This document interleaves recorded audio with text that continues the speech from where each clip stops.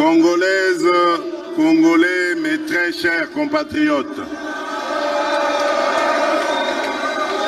avant toute chose, permettez-moi de rendre grâce au Seigneur, le maître des temps et des circonstances, pour cette belle victoire qu'il accorde au peuple congolais. Mes très chers compatriotes, vous venez de faire entendre de la manière la plus audible et la plus intelligible qu'elle soit votre voix. La voix d'un peuple vaillant, engagé et déterminé à ne manquer sous aucun prétexte ce 20 décembre 2023 son grand rendez-vous avec son histoire et sa loi fondamentale en participant massivement aux élections générales prévues par le Constituant. Cette voix d'un peuple désireux de consolider l'élan progressif que nous avons déjà amorcé à grands pas au cours de ces 3 dernières années, la voix d'un peuple résolument tourné vers un avenir où chaque Congolais aura la possibilité de prospérer au moyen d'une vision claire. Enfin, la voix d'un peuple mature et désireux de faire barrage aux ennemis de son intégrité, de sa paix et de son développement.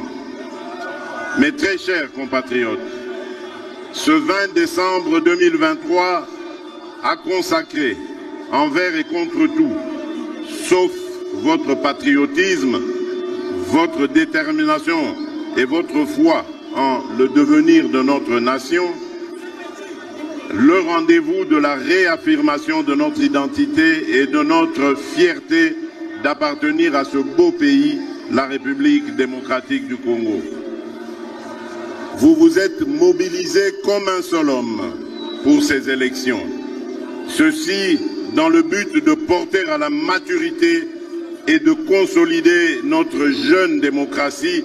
autant que pour préserver notre unité nationale et défendre l'intégrité de notre mère patrie. Pour cela,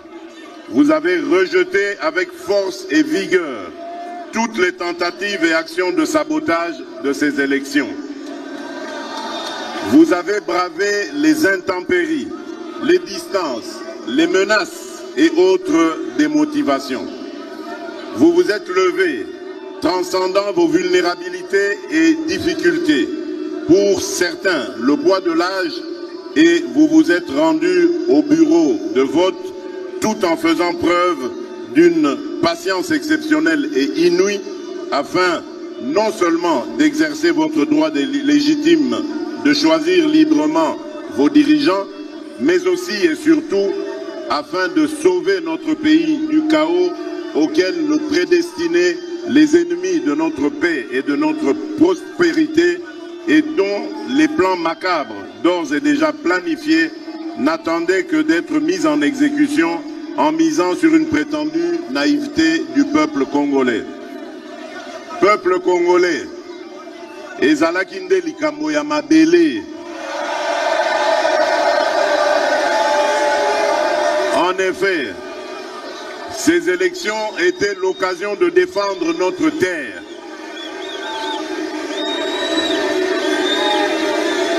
Peuple congolais, ezalaki nde likambo ya mabele. En effet, ces élections étaient l'occasion de défendre notre terre, ce précieux héritage que nous ont légué nos pères fondateurs après l'avoir farouchement défendu au prix de leur vie, parmi lesquels Kim Pavita, Papa Simon Kimbangu, Patrice Emery Lumumba et ses compagnons, ou encore Joseph Kasavubu, et je citerai aussi Étienne Tshisekedi Wamulumba et ses compagnons. Ces hommages, chers peuples congolais,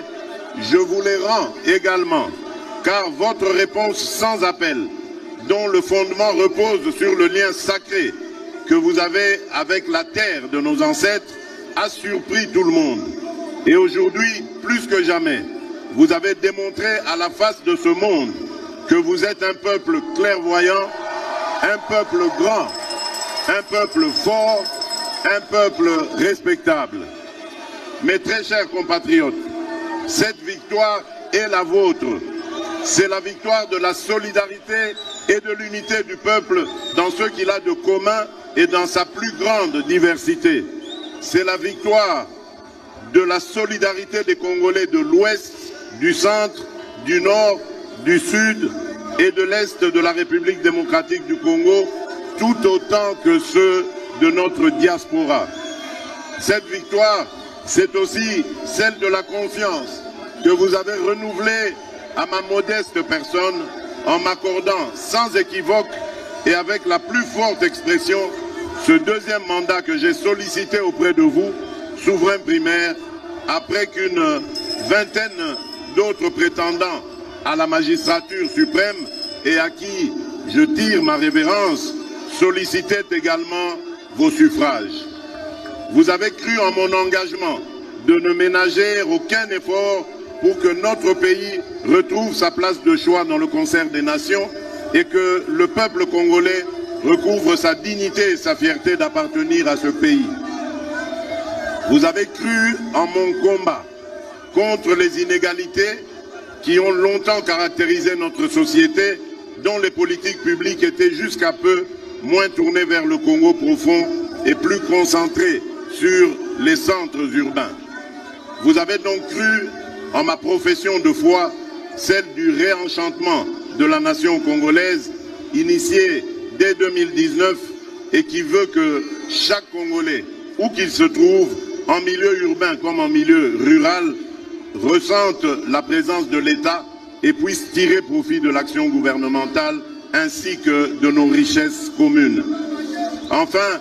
vous avez adhéré à ma vision et au projet de société vous présenté dès l'entame de campagne qui s'articule autour des 6 engagements majeurs et de 3 initiatives présidentielles prioritaires. Peuple congolais, mes très chers compatriotes, je voudrais vous rassurer que ce deuxième mandat que vous venez de m'accorder sera dédié à plus d'actions pour la matérialisation de ces engagements et à l'éclosion de ces initiatives avec comme leitmotiv de ne jamais trahir le Congo, d'aimer notre Congo et l'empressement de le voir se transformer grâce au travail de chaque Congolaise et de chaque Congolais. Je ne ménagerai aucun effort et rien de ce qui est dans mon pouvoir pour plus d'emplois au profit des Congolaises et des Congolais, plus de pouvoir d'achat, plus de sécurité pour tous, une économie plus diversifiée et plus compétitive,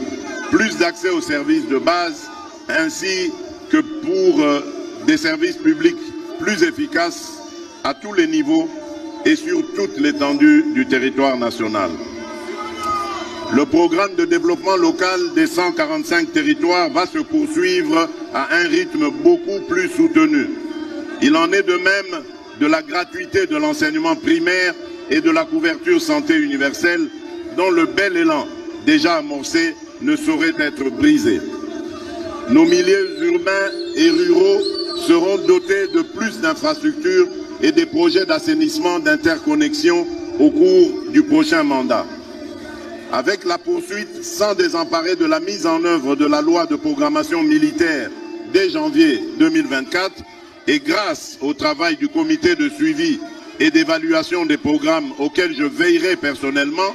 nos forces armées vont davantage monter en puissance et acquérir plus de moyens pour assurer avec plus d'efficacité la défense de l'intégrité de notre territoire. Mes très chers compatriotes, peuple souverain de Kinshasa, du Bas-Ouélé, de l'Équateur, du Haut-Katanga, du Haut-Lomami, du Haut-Ouélé, d'Ituri, du Kasaï central, du Kasaï oriental, du Congo central, du Kwango, du Kwilu, de la Lomami, du Lualaba, de Maïndombe, du Maniema, de Mongala, du Nord Kivu, du Nord Ubangi, de Sankuru, du Sud Kivu, du Sud Ubangi, de Tanganyika, de Chopo et de Chouapa. La campagne électorale a été un moment exceptionnel de communion et d'émotions partagées au cours duquel et à chaque étape, vous m'avez prouvé et à travers moi, à tout le peuple congolais, votre attachement à votre nation. J'ai pu ressentir durant toute ma procession ce désir ardent d'un vouloir vivre collectif, mu et impulsé par les mêmes attentes et les mêmes aspirations partout où je suis passé. Je vous exprime ma gratitude et les mêmes aspirations partout où je suis passé. Je disais donc, je vous exprime ma gratitude ainsi que celle de mon équipe de campagne pour l'accueil chaleureux que vous m'avez réservé lors de mon passage dans vos provinces respectives. Je n'ai aucun doute qu'à travers ce qui a été un plébiscite, c'est-à-dire l'expression massive et historique de vos suffrages, vous avez objectivement témoigné de votre attachement à ma personne et par-dessus tout au projet de société que je porte pour le bien-être collectif ainsi que pour la transformation certaine et progressive de notre pays. Vous avez ainsi démontré que vous êtes conscient de l'immensité des défis qu'il nous faut relever main dans la main. À celles et ceux de nos compatriotes qui n'ont, pour une raison ou pour une autre, pas porté leur choix sur ma personne, je tiens autant à les rassurer de l'exercice de leur droit le plus légitime qu'à les gratifier de mon respect quant à ceux, tout en rappelant que le chantier du Congo est grand et que du choc des idées jaillira la lumière. Réélu président de tous les Congolais et symbole de l'unité nationale, j'aimerais par ces mots vous rappeler, chères Congolaises et Congolais, qu'indépendamment de nos considérations et visions aussi distinctes qu'elles puissent être, que le Congo a besoin de la contribution de toutes ses filles et de tous ses fils. C'est donc dans un esprit d'ouverture que j'exercerai, comme pour le premier mandat qui vient de s'achever, ce second mandat que le peuple vient de me confier. En effet, cette victoire est une victoire pour relever nos défis d'intérêt national, notamment le défi de la sécurité, le défi de l'emploi, le défi de l'interconnexion de notre pays, le défi de la modernisation de notre administration, bref, le défi de l'accélération de la marche de notre pays vers l'atteinte et la maximisation de son plus haut potentiel, sans oublier les défis mondiaux pour lesquels notre voix est attendue. Soyez rassurés que la République démocratique du Congo, sous mon impulsion, poursuivra son élan de reconquête de la place et du respect qu'elle mérite dans le monde. La tâche est ardue et nécessite la mobilisation de beaucoup de volonté, d'énergie et de ressources. Toutefois, la force de notre détermination et l'espoir du peuple en ce projet sont tels que je suis farouchement convaincu, rien ne pourra stopper notre élan. La tâche, vous êtes, vous, peuple congolais et souverain primaire, les principaux artisans et garants, comme pour le précédent, du succès de ce deuxième mandat. Ce mandat sera le vôtre et il reviendra donc que vous le protégiez et que vous le sécurisiez contre les ennemis de notre développement. Mes très chers compatriotes, je ne saurais clore cette adresse sans remercier ma très chère et tendre épouse, la très distinguée,